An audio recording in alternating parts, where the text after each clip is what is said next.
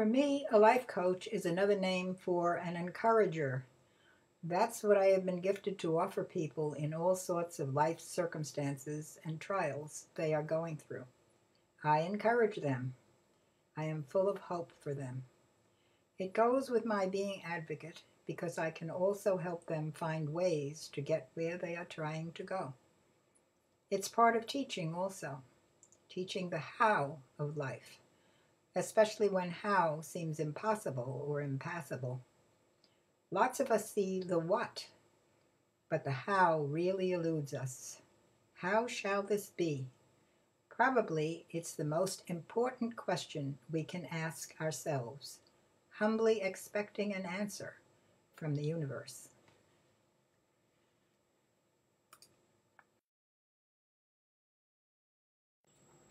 For me, teaching means drawing something out from within the person or child.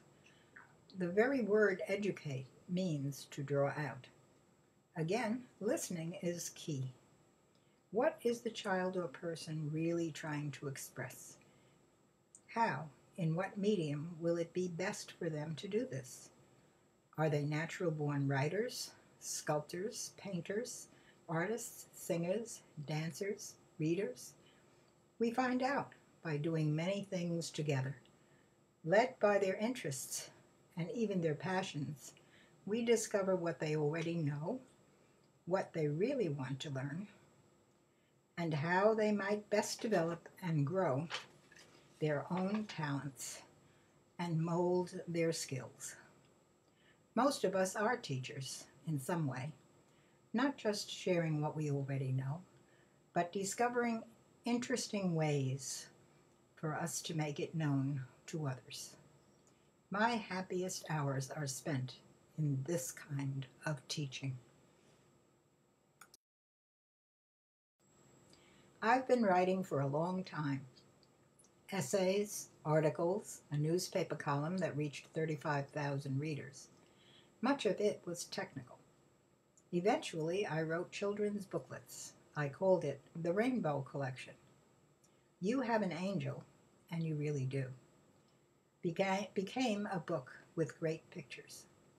I continue to write books that invite people to think of themselves, their lives, and ways they might consider their life journey. My granddaughter is one of those important children who already thinks and acts outside the box. Maybe she caught some of it from me. Maybe you could too.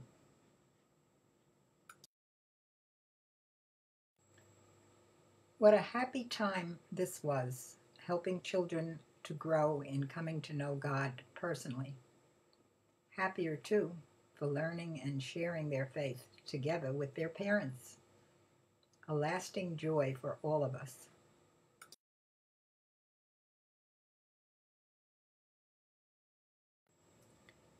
Suddenly, the whole world of being able to reach people in different places without ever having to leave my own home, my own office, has finally come to pass.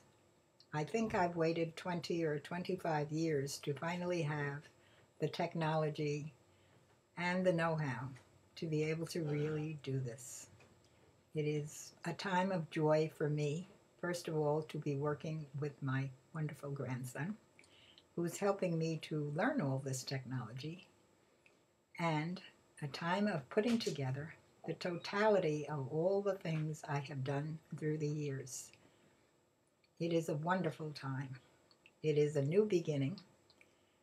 It is a wonderful, amazing event that I shall be able to meet you personally using Skype.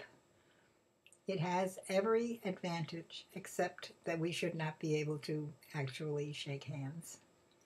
But in every other way, I think it is going to be the beginning of a really new life for me and for those I meet.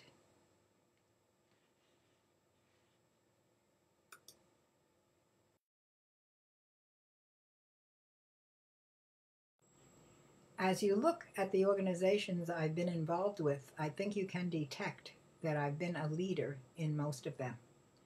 For me, that allows for many different styles for doing this.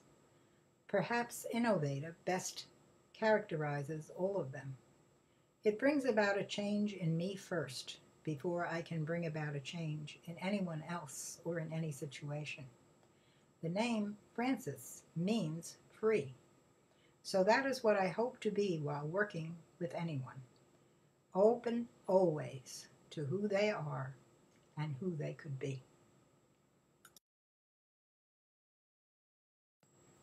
A resume is not the usual place to include one's travels, but this is a different kind of resume.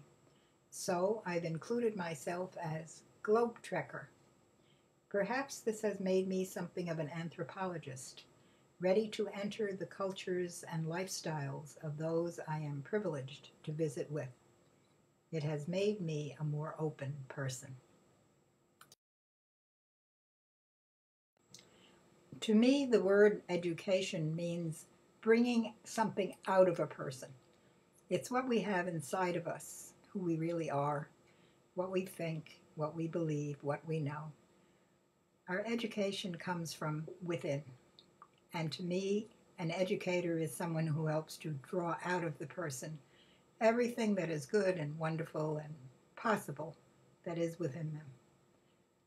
I hope that my journey in education has helped to make me that kind of teacher, that kind of person. The footprints in the sand represent two things to me. My having been carried throughout my life by who God is to me. But it also represents the footprints I hope I'm leaving in the sand as part of all of my work through the years. And so I invite you to think of education in the same way and to give me the opportunity to talk about it with you. And I thank you once again.